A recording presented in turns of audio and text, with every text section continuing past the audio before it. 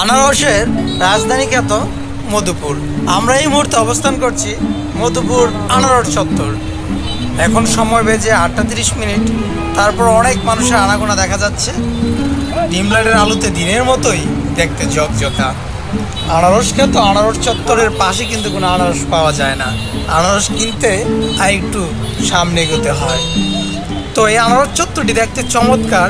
মাঝখানে আনারসটি হলুদ, পাশেরটি একেবারে সবুজ, আর একটি সবুজ এবং হলুদের মিশ্রণে যে কারুকার্যে ঘোষিত এই চত্বরটি দেখতে খুবই নান্দনিক। তো বাংলাদেশের সকল মানুষের কাছেই মধুপুর আনারস কিন্তু খুবই পরিচিত। মধুপুর একটি উপজেলা হওয়া সত্ত্বেও টাঙ্গাইলের মতো, টাঙ্গাইল যেমন জেলা, মধুপুর উপজেলা হওয়া সত্ত্বেও টাঙ্গাইলের চেয়েও কোনো অংশে আর সুনাম কম নয়।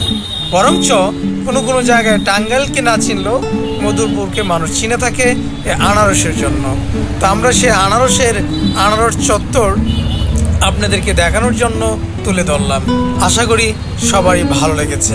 সাথী থাকুন, ভালো থাকুন। আল্লাহ।